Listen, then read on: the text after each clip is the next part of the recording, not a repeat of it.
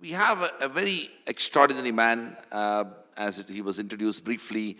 Nishith Desai actually epitomizes and straddles across the world of global and local. And the theme of ABA's conference, in many ways, could relate to his own life. So, for all of us who are here, I want to begin, Nishith, by essentially asking that your journey from where India was when you began your law firm journey to what it is now is an extraordinary transformation of not just India, but also the legal profession and the way you saw it.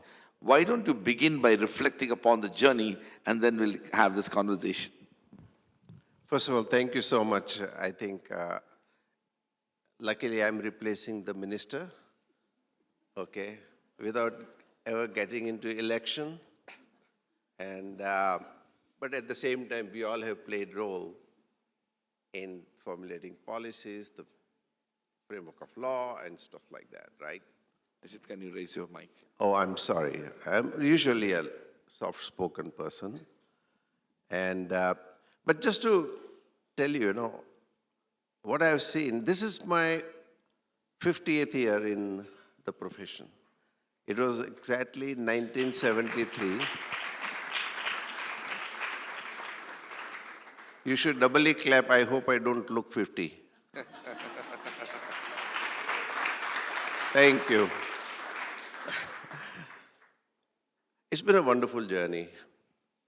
And, when we graduated in 73, we used to talk about only one film when we had to go around the world in $8. That was the time. Government gave only $8 to us to go outside India and manage, So you can imagine how did we do it. Actually, I did my law in 1973. I did my master's in 1977 with international business law, globalization, and later I specialized in international tax. But just to tell you who imbibed seeds of globalization in my mind, it was Vinoba Bhave.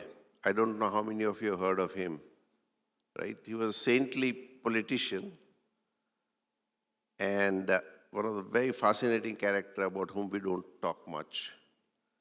But he said in 1955, now we got independence, okay? All these years we've been talking about Jai Hind. Now time is to give up that slogan. Talk Jai Jagat. Very interesting short philosophy. So right from those days, I think globalized mindset got set in, and I always wanted to do something global. So in 77, I specialized globalization. That was the year when India was Indianizing everything. Exactly, I would say, contrary to what the thought process was at that point of time. Coca-Cola was thrown out those years. I'm not justifying or not justifying anything. I'm just saying the facts. IBM was thrown out. When IBM walked out, Burroughs came in. Coca-Cola went out, Thumbs Up came in. Thumbs Up came in also at the same time, right? Which later acquired by Coca-Cola again. So everything was in reverse order. So again, it taught me to become contrarian. Okay, ulta sulta, right? And obviously, when I'm specializing something and you don't have much practice. I was a litigator, by the way. I started with employment law and somehow got into tax and pioneered international tax. But there was no taker for my work. So, lawyer who has not much work, what does he do? He writes articles, he writes books, he gives lectures on the subject which he doesn't have too much of practice. Okay. So that was 77. come 1981, I want to briefly Sure. stop there. What gave you hope, Nishith? Because in 1977, you were experiencing in India where clearly it was in contradiction to your vision of what you were thinking about connecting with the world. And people of your generation, exactly at that time, left India and never returned back. You could easily have decided to move to the US and lived there happily ever after. What made you have hope in India and continue the journey? somehow the other I always learned that things always change. Somehow or the other, I'm an eternal optimist. Okay. And even those days, I felt that Indian companies will go global at some point in time, right? And I was always interested in international affairs. So I felt that someday I will be useful. Of course, it was a daunting task, but we had very tough time those few years. But I think it happened. And I go on for the story if you want to. Yeah. Okay. So after about 3 or 4 years of my specialization, dressed up to go nowhere, I got a letter from a company called Bechtel Corporation, which you must have heard of, in 1981. They were looking for somebody who understood international construction contracts and taxation of international construction contracts. Both are complicated subjects. And I said, wow, very good. So they came to see me and were a little shocked because I had no gray hair at that point of time. They had gone around the country, but nobody had that expertise. Somehow or the other, they talked to me. I knew theoretically everything, but I didn't have much practice. So I said, I don't know too much practically, but at least I know. That's grilling time that time. But got engaged. And that was the beginning of the first matter I got on international side. That's fantastic. Now, one of the things that many people in the legal profession, not just in India, but around the world who know your firm, they are amazed by the fact that you devote so much of time and attention for research. You call yourself as a researcher, lecturer, you do interact significantly. But law firms, not just in India, but around the world, are so conscious of their time. The idea of billable hours is so integrally connected to what you devote your time and how much that time is monetized. Your firm has dedicated itself so much to produce research on such wide range of topics and themes, you almost function like a university. What was the vision behind that? Well, I think I was originally a researcher, so always interested in academics. After Bechtel project, Levi Strauss, companies like Clorox company, and other ones came in, and everything was growing in the US. But I got very interesting project from a company called DuPont to do corporate philosophy study. It's a little longer story, I won't go into detail.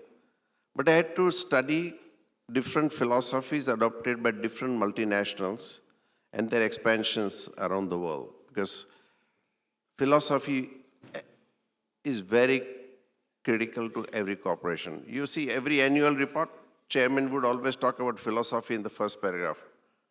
There are corporate philosophy, so and so. But I had to do comparative study, and it was a very interesting project. And from there, I got into more strategic legal work. And then most of the practice moved to Wall Street. And the Bear Stearns was one of the top 5 investment banking groups. The managing director told me, Nishith, why don't you set up a law firm? So I said, I'm a litigator. I don't normally set up a law firm. But Indian law had already changed. Advocates Act had removed solicitors and other kind of, things. So after a lot of thinking, I said, let me think about it. So what I did for 4.5 years, I studied global law firms, accounting firms, and also consulting firms. And it was a long journey. When you said you studied, you were looking I at studied philosophies. What the I learned from organization DuPont, I applied the same, interviewed about 100 partners, managing partners, senior partners, and other people. And after about 4.5 years, I said, okay, let me now set up law firm. When I looked around, most of the firms had 100-year history, right? I'm new kid on the block. Now, solo practitioner, what do you do about it? So how do I differentiate? And then, after a lot of thinking, when I see, oh, this law firms are great, we respect them, we learn from them. They can look back 100 years with pride, and rightly so. It's not easy to survive 100 years, okay? But I don't have 100 years, right? So I said, let me look to the future 100 years and develop practice on that. And that is how this research-based approach came up. A philosophy came up that every new technology, every new business model, every new financial instrument, every new social, political, economic development brings along with it a new strategic, legal, tax, or ethical issue. You know? So I thought, let me look to the future and anticipate what is likely to happen, prepare today so when the times come, then we are somewhat ready to meet those challenges. So that's how this research came very handy. And we started looking to next 3, 5, 10, 15, 20 years, and then see what are going to happen and write papers. And the immediate benefit was that when new things happen, we are just ready to meet those challenges.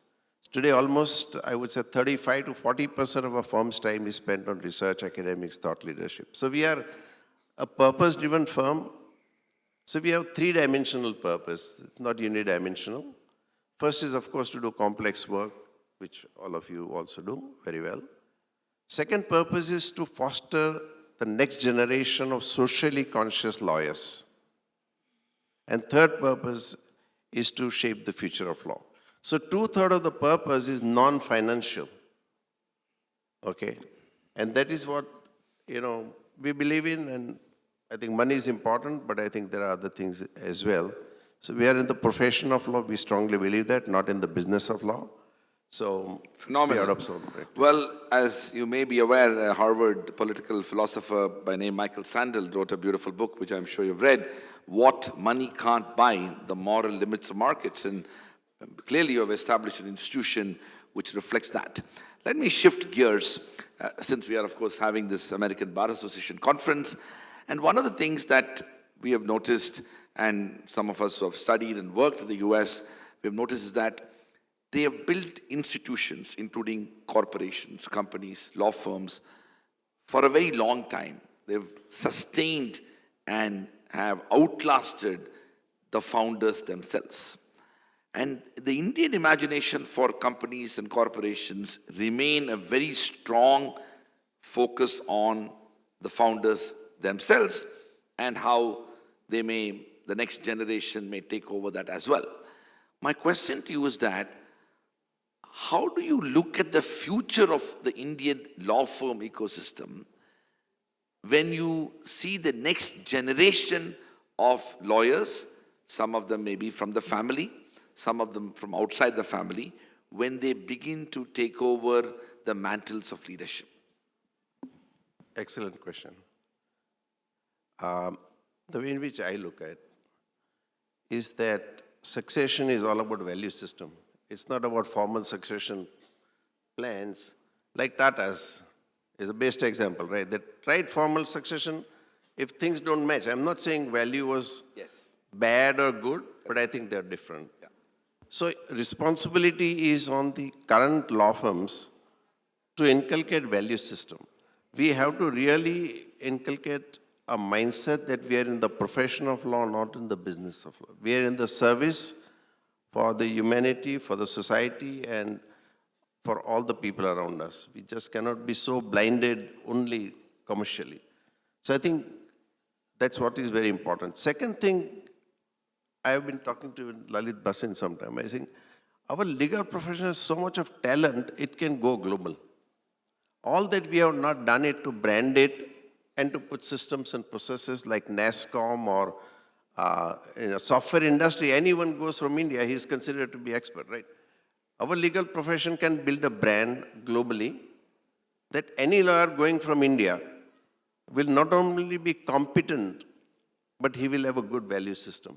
Why did Indian software industry flourish so much? Give you one reason. Why? China had more capabilities, okay, but India still excelled. Because culture of Indian software industry was honest, that even if there was not enough protection of intellectual property, practically, people had confidence that our source code will be not compromised. Right. So whole world trusted us, our software professionals, with the most sensitive property. Correct? So we have to inculcate that kind of confidence that when Indian lawyer comes, he is not only competent, but he is also inspirational. And in fact, that is the definition of leadership as well. So leadership is not management. It's about competency and inspiration. Great. Thank you so much, Nishith, for that. I want to pick up two quick issues related to the changing dimensions of especially the corporate legal profession. At a time, and I'm sitting in a vantage point where in the law school, when I look at it, at least 50% of our law students are women. In our faculty, we have 55% of our law professors are women. Now, when I look at, clearly we saw yesterday when Justice Chandrachud spoke, and even today, the wider trends in the litigating bar and in the bench are not good as far as women are concerned. My question to you is that, how have you seen the evolution of diversity, especially the role of women in the corporate bar, in your own journey of 50 years, how it has changed and how NDA has contributed to it as well? In fact, from time to time, I think we have been majority women organization. Okay. And what happens is, when I wanted to hire people in early days, it was very difficult, Everybody wanted big firm and all. So easiest thing was to tap women class who needed more flexibility in their lifestyle, in work from home or whatever it is which is now being talked about. So I thought it was a good class, and they were very dedicated, very sincere, to work with, and give them freedom. Okay. So the whole process we put in place was such that women or most people do not have to work beyond 6, 7 o'clock. Even today, most people, 90% will leave the office at 6, 7 o'clock. How do we do that? Because I hear, I don't know really or not, but people work throughout night and billable hours and all that thing goes on. But you have to create more value in lesser time. Our business model is so bizarre that if you spend more time doing client's job, if you put more people in the job, we are more rewarded, because time multiplied by people by rate is the model. Correct? Yeah. So what I found was, using women force, if you organize yourself well, in shortest possible time, you can create maximum value. And what we started doing was to have continuing education program at 9 o'clock. Most law firms did not start at 9 o'clock, many of them. But sharp, 9 to 10, we have continuing education program. Everyone in the firm has to attend that, including myself. Okay. If you start at 9 to 10 and then start your work, whole day goes, by 6, 7 o'clock, you are able, you go home, have your social life, watch television, come fresh next morning, And of course, you have to work. When you have to read, you have to read. That's a different thing, but that's voluntary. So we found that it was easier to work with women force and, provide them safety and security. I think that is the most important thing in any organization. If you do that, I think we found them to be not only, we never intended or we never talked of diversity and therefore we do this. We did it just because we thought this was a good thing to do. Wonderful. And I think it worked out fine. Thank you, Nishith, for that. We are, of course, coming to the end of this. I'm going to take one or two questions, but I have one last question, and then we'll take up two questions from the audience. Nishith, have you ever thought of why we have not been able to build an organization similar to the American Bar Association? Now, we know that we have regulatory bodies which governs legal profession. We have all kinds of bar associations. We have different organizations. We have SILF and we have, a Supreme Court Bar Association. But an organization that, Marcus so beautifully said about the fact that it's a voluntary organization that brings together people, transcends, geographical boundaries, nationality, and all of that, and yet it has built a collective consciousness of the legal fraternity. Why haven't we been able to build such an organization? And can we take an endeavor to build what could be the Indian Bar Association? I think very long question. I think if there is a will, there is a With will. you, I can only ask big questions, you see. Nothing is impossible. It's just that we have to come together and build a community of professionals that now looks to becoming a global player. Okay. I think we need a vision for the profession as a whole. So we may have laws, we may have other things, but I think institutionalization is all about processes. Okay. And some of the things beyond processes are driven by culture. So I think we have to build good processes, but more importantly, we have to build a good culture. Okay. I think it's possible. It's just that we just need With to that work together. hopeful message, And, I'm going to throw it open. We will take 2 questions. Dr. Suraj Singh, and there's somebody here, please. Yeah, please.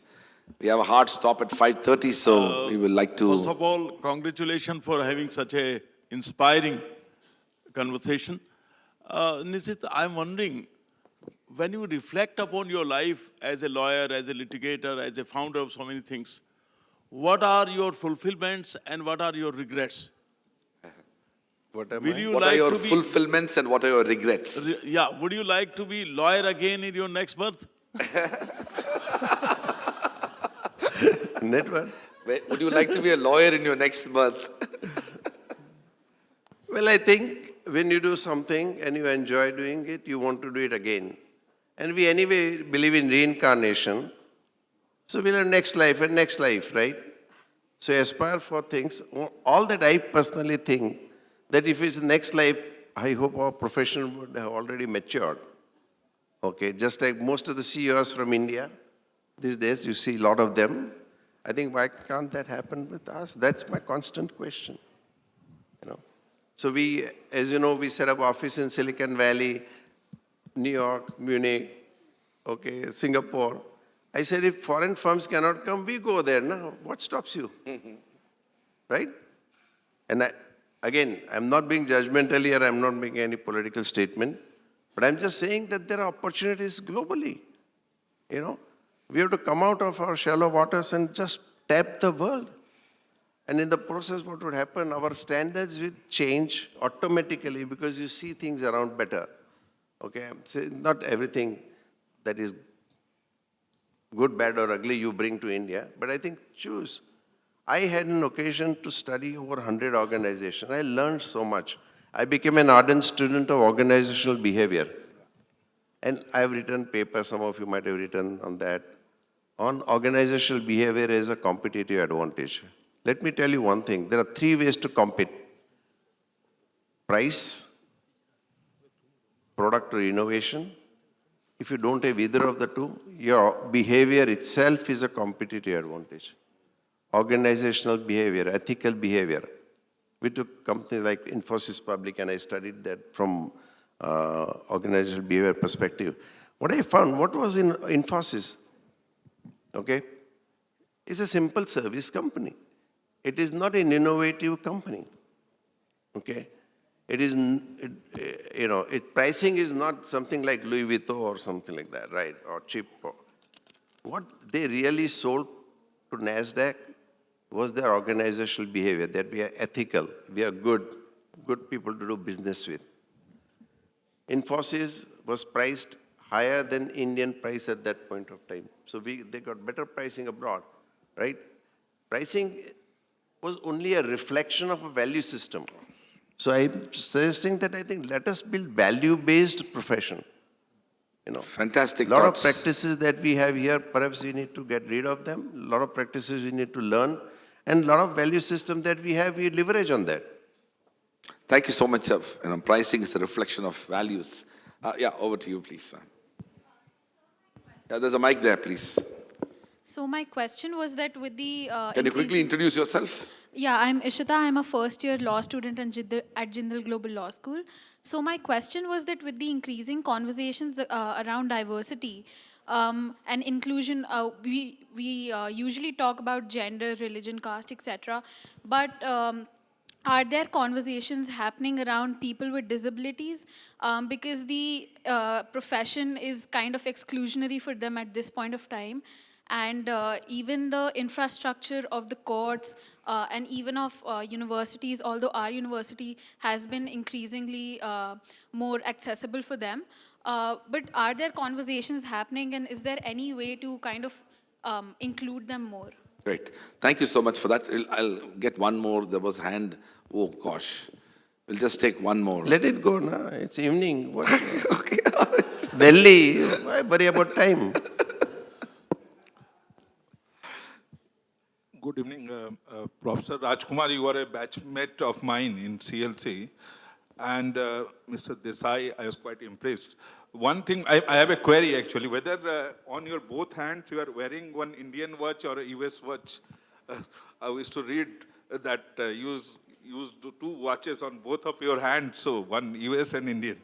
So my question is, that Jai Jagat that you have mentioned that in 73, 74, but today the globalizations, all these things, terms were coming up. And the way, how you see the issue of entry of foreign lawyers, which is a very touchy subject in Indian context. Obviously, the talents flow, outflow should be there. What is your take on this? Well, I think, as I see, right from 1991, I've heard foreign law firms will be here. So we were always prepared that if they come, so what? And that is how the mental preparation has to be there. All the communities try to defend themselves. So it's one thing to prepare. How do you defend? It's by preparing ourselves, create more competency. Today I see Indian law firms are a lot more competent than what I saw that in 1991. Okay. So first of all, have confidence, irrespective. Whatever other thing politically you do, I don't care. But as far as we are concerned, I said, I'm already elsewhere in the world. Okay. Let us prepare for it. Just be brave. And I guarantee you that Indian legal profession can excel in the world. It just, don't take it that we cannot. We have great minds, great creativity, and that's one question. But I think you had a question on diversity, which is more interesting to me. And disability especially. Early on, going around the world, I learned importance of diversity. What is the commercial advantage of diversity, We all say it's good to do. Okay. So a lot of people will not understand. We hired, first of all, not only from top law schools, but second and third tier deliberately. And many of them may become topmost in the world. Okay, number one. We have to put some time, energy, effort, etc. Second, women, significant hiring. Disability also, we actively took people. Okay. Also, regional diversity is very important. Now, what is the ultimate, from my perspective? What I got most? Innovative culture. You begin to live, you begin to accept each other's views. It creates a culture, and culture is like a strategy. Strategy is about a differentiation you create, which differentiation, even if known to others, cannot be copied. People can leave. Tom DeLonge at Harvard said, people can steal people from other organizations, but cannot steal culture. So it's a very strong glue in many ways. People will leave, that's fine. But culture will continue to drive our organization. And innovation is the biggest takeoff, because innovation differentiates you. If innovation allows you to sustain, right? And the future lies in innovation. So diversity and innovation go very much hand in hand, not only in the ethnic diversity, geographical, we also created diversity by bringing different kind of people from different faculties. So we have electronics engineers, but lawyer, PhD in artificial intelligence, management graduates, MBAs, social scientists, medical surgeons, we turn them into lawyers, okay? So it is very hard because, for example, when we wanted to develop pharma practice, I'm just sharing so that others can. Absolutely. I'm not teaching anything, please don't get me wrong, I'm only just sharing. In 2001-2, we decided we had no practice on pharma healthcare, okay? We identified a surgeon, convinced him to become a lawyer. He started his law, okay, 2003-4. And then he was a gold medalist, a silver medalist surgeon, 12, 13 years of practice. You know how hard it is. But lawyers are good at convincing and, so we con people at times. So he became, it took about 10 years to develop pharma practice. Today, maybe we are representing 16 out of 20 top global companies. Go to firm. It lasts 5 years, 6 years, 7 years, really changed. But we have to invest for 10 years. Most of the new specialization you develop will take 7 years for you to develop. Be prepared to make that investment. Okay? An investment, you won't get IRR, what they call, right? I don't understand all that. No? But I believe it's most importantly, excitement quotient. So nice to meet, learn new things, which they know about, and you teach them back. So today we have aggregated kind of people which generally are not done in a law firm, but all of them are lawyers because they need to understand legal. It's a noble profession. It was considered to be noblest, more than medical. Okay? But somewhere on the line things change. All right. Well, this has been a fascinating conversation. I have to end this, but I want to say for all the students here, even the young lawyers here, the journey of Nishith Desai is an extraordinary journey, but the foundation of which, despite what he said, is sincere, hard work, determination and dedication, and his willingness and preparedness to challenge status quo and seek change and reform in the world view of the profession that he became part of. So in many ways, it's an extraordinary opportunity for all of us to learn and to indeed imbibe the journey of his life and indeed the institution that he has created. So a big round of applause to Mr. Nishith Desai. I am truly grateful to him for this conversation. I should also mention that he has been a great supporter of our university law school since the early days. And when we were establishing the university, I got to meet and interact with him. And at least at that time itself, I was so sure that this is a man who has built institutions and reimagined them for the benefit of India and the world.